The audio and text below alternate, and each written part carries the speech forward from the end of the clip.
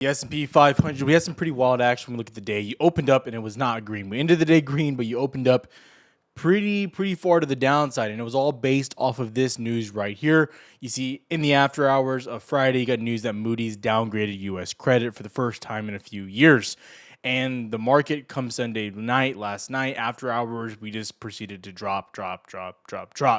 And we're kind of clearly recovering here. Now, what I want to do quickly, and I don't want to scare you by the chart real quick, we'll go more to it in a second, but this is the NASDAQ just to give you a for instance so you guys can clearly as day see this as well. Let me scoot that over. You can see we had the nice dip, came down to support, bounced out of this. Now, again, this is a major line of support that we've kind of talked a lot about.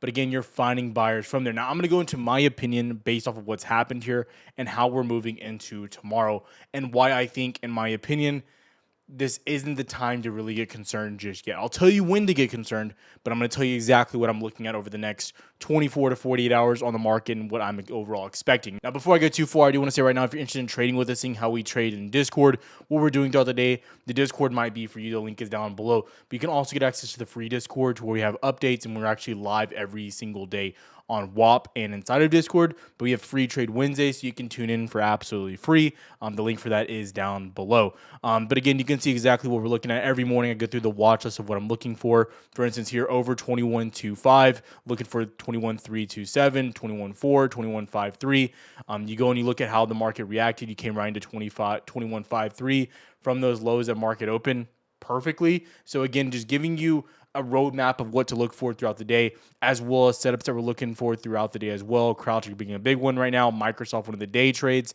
You can see what everyone's trading as well. It's all there for you. So if you're interested, the link is down below. Now, as we go into tomorrow and as we go into the rest of this week, now I'm going to tell you really quick. This, in my opinion, from Moody's is pretty late. They did this like a similar. I think Fitch downgraded the U.S. credit in 2023. And they did it late as well. You saw an initial drop, and then you eventually pop back up. And again, we all know how that worked from 2023 into 2024. Now, again, you go and you look at what's happening. Why is this happening overall? Based off of yields, etc. You can see what's happened. The 10-year yield popped up like crazy today. At least intraday, it was very high. The 30-year yield popped up as well, started pulling back throughout the day, but got all the way back to 5% there. These are cautionary signals in the market. I'm not going to say that. However, you're seeing this shift happen kind of after we start seeing trade deals come in, after a lot of the major concern has left, right? Now, I do still think if trade deals blow up, right? If the trade deal between the United States and China doesn't work out eventually, right? If the 90 days go by and things just blow up and tariffs go back to where they were. Right, we see the UK blow up. We see EU blow up. No India trade deal. Things could happen to get us back to a worrisome scenario. And, again, I think the yields could get out of control. However, what I'm saying right now is you're seeing inflation data still support the upside in the short term. You're seeing unemployment data it's not really spiking. And it doesn't seem like we're near that big area of danger as of right now. Now, again, just like to the downside, we've had all those opportunities. Now, I want to give you just a really quick example of the downside opportunities that were out there. Now, surprisingly, you had this really nice drop here, clear as day below 200 estimate when we were very bearish. You're pulling back up, it's all that action, you kind of drop down, you get Liberation Day, and then you died, right? But the point here is you had opportunities to go short, right? Just like I always said too.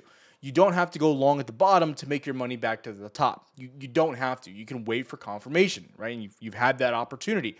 So this isn't just going to be a one-day thing if we start to drop or nuke or anything like that. It's also worth mentioning right now, you have one of your best signals is you're reclaiming the 200 daily moving average. That's another big sign out there. You haven't even really retested it again, which is kind of crazy, but just saying you're clearly above your major area. And again, I'm not saying it's the same case, but just based off of data, when you've reclaimed your 200 estimate after losing it, good things have happened, right? I mean, just going back, 2020 marked the bottom. You went straight up after that, right? So again, just look at the reaction when you eventually break below and then reclaim that level. Good things happen 9 out of 10 times. So again, what I'd be looking for overall right now is I don't think it's that area to get concerned yet. Could things shape out to make us concerned? Yes. As of right now, they're not there. And you're seeing the market respect that kind of way of thinking as well. Because again, what you're doing here on the Nasdaq is the definition of developing a bull trend or being bullish overall. Higher highs, higher lows. That's all it is. You go to another time frame, you look at something like the daily here, and I mean, you're kind of breaking. Obviously, you broke that downtrend. And if you start to reclaim your previous highs right here, 21.7, I mean, you're in the case now of looking, okay, we're pushing back into all-time highs. So again, it's important to look at it from a non-biased standpoint and viewpoint when you're looking at the market. That's at least what I recommend, because if you go into it with, okay, this is what I think has to happen, and this is based off the news, and this, and this, well, then you start to form opinions based off of what you think needs to happen. And I think when you look at action for what it is, and you look at, well, this could be concerning, but we also need to break below this level, then things start to play out. Now, I will say for the downside here, clear as day, I want to be very clear, if you start to break below 21.15, yeah, about right here, this little zone, I could see us coming down to 21K, then 29, right? 20,900 in a hurry. But you've bounced off those levels. Now, something that I told Discord this morning as well was I was looking at potential downside, anticipating a retest of 21.25 near open. And then if you reject, I'm looking for downside. But I said that I don't really want to, right? That was something really, really, really clear, right? Looking for downside, but I still don't love the downside until we lose 21.15 because the drop will be quick into 21,006, right? And so again, I don't want to trade chop. I want to trade clear action, which is why I said if we get above 20,025, I'm looking to go long because I know the action will be quick, right? So it's setting yourself up and knowing what to expect as well based off of that trade plan and everything that's kind of going on there. I will say ES is also a very, very strong close. Phenomenal close. You're above Friday's highs. So again, you look at something like SPY and look what's happening here. SPY is above Friday's levels. Like, I don't know what else to say. And when you look at this type of action, like on the daily, it's very, very bullish action. The fact that you're dipping down like this and then just finding buyers. Incredible to see. Look at those tests as well of 590.8, our key level there as well. The same level we've been marking out. So again, it's very important that we're identifying and looking at these major levels that are right in front of us, and then also seeing the reaction, because so far, the sellers have had opportunities, especially today on Nasdaq this morning. You had opportunities for downside, but just like we were getting the downside where buyers couldn't really push us up, well, the tables kind of turned, right? It's clear as day that sellers aren't getting aggressive and aren't stepping in the market when they have that opportunity. So things that I'm looking at, things that I'm watching, and I still think right now you favor the upside. Now, earlier I posted a video on NVIDIA, so I'm not going to go over semis too much, but I will say right now, NVIDIA is just consolidating at highs. I think you're trying to get another push here, and we all know that NVIDIA is really the leader of the NASDAQ, if you will. So I'd be watching NVIDIA very closely here as you're just consolidating here. It looks really solid. Names like AVGO also look pretty impressive. TSM, another semiconductor name, they all look really good. I think TSM is kind of bull flagging here. It looks really tough. Kind of an ugly candle down here, but everything else looked really solid. A big question mark for me right now is Apple. You dip down into the 206, and I mentioned on Friday is that I'm looking at XLK and Tech to try to step up. Why? Because I think semis have really led this move back to the upside. They've really done awesome. AVGO in particular has done great. NVIDIA, again, it gets most of the spotlight, but AVGO has been a beast. I want to see tech start to heat up again. And I still think Apple looks fine. You bounced where you had to, right?